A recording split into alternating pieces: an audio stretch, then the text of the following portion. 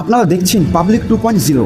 আজকের সবথেকে বিগেস্ট সংবাদ যে পশ্চিমবাংলার মুখ্যমন্ত্রী শুভেন্দু অধিকারী মহাশয় তিনি স্পষ্টভাবে আজকে জানিয়েছেন যে পশ্চিমবাংলার মুসলিম সমাজকে নিয়ে যে ঈদের শুভেচ্ছা বার্তা তিনি স্পষ্টভাবে জানিয়েছেন এবং সেই ভিডিও সেই ফুটেজ দেখাবো তিনি কি বলছেন। ঈদের শুভেচ্ছা আমিও দিচ্ছি, কিন্তু নামাজে যাবেন কেন? আর আমাদের এখানে কলকাতা যে কমিটি যারা রেড রোডে অর্গানাইজ করেন ওনাকে অ্যালাউ করেন কেন? ওনাকে অ্যালাউ করেন কেন? কি ভয়ে, কোন ভয়ে অ্যালাউ করেন?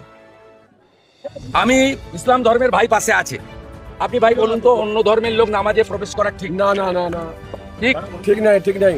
তাহলে কি করতে গেছেন উনি? ধন্যবাদ ধন্যবাদ। বাংলা দেখো, ঈদের শুভেচ্ছা আমিও দিচ্ছি, কিন্তু নামাজ পড়বে যারা ইসলাম ধর্মে বিশ্বাস করেন তারা। যেমন আমার মন্দিরে ও ভাই বাইরে থাকবে, বাইরে ছিল হ্যাঁ, আরতি পুষ্পাঞ্জলি মহাদেবের মাথায় জল কালিমাকে পায়ের চরণে সেটা আমাদের হিন্দুদের কাজ আমরা করব। উনি শুভেচ্ছা দিবেন বাইরে থেকে। এই মমতা বন্দ্যোপাধ্যায় পিতৃপক্ষে পুজো উদ্বোধন করা থেকে মাথায় হিজাব পরা থেকে আজকে রেড রোডে নামাজ পড়তে যাওয়া, এটা ইসলামও বিরোধী আর হিন্দুদের উপর আঘাত করা, দুটো কাজ একসঙ্গে করছেন।